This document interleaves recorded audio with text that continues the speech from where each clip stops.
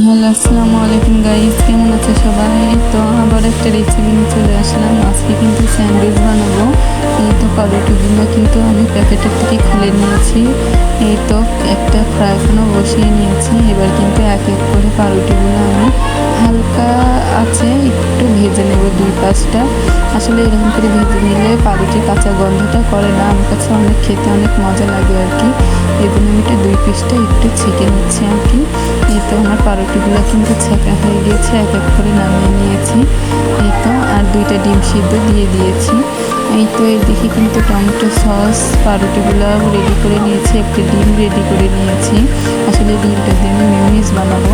মিউনিস বানানোর জন্য ব্লেন্ডারটা কিন্তু আমি নিয়ে নিয়েছি। এটা এক এক করে একটু চিনি, 1 চামচ সয়া সস দিয়ে দিলাম, টমেটো সস, আর এই তো গোলমরিচ দিয়ে আমি কিন্তু ব্লেন্ডারে বসিয়ে দিয়েছি মিউনিস বানানোর জন্য।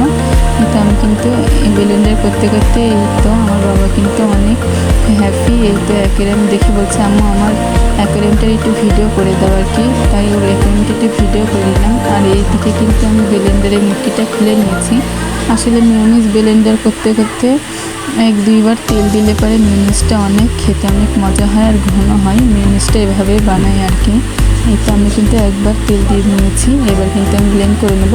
এভাবে কিন্তু আমি 2-3 বার দিয়ে নিয়েছি। আর এই তো আমার মিউনিসটা কিন্তু রেডি। এদিকে আমি পাউরুটিটা কিন্তু নিয়ে নিয়েছি। এবার কিন্তু আমি এগুলো মিক্সড করব।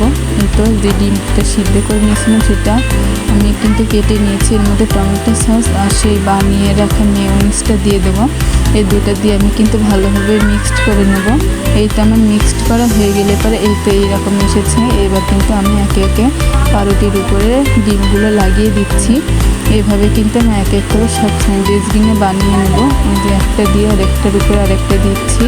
এই তো সব স্যান্ডউইচগুলো কিন্তু আমার রেডি, অনেক সুন্দর হয়েছিল। আর এই যে মিউনিসটা নিয়েছি, এই স্যান্ডউইচ দিয়ে কিন্তু মিউনিসটা খাওয়া হবে। আল্লাহ হাফিজ, আজকের মতো ভিডিও এখানে শেষ।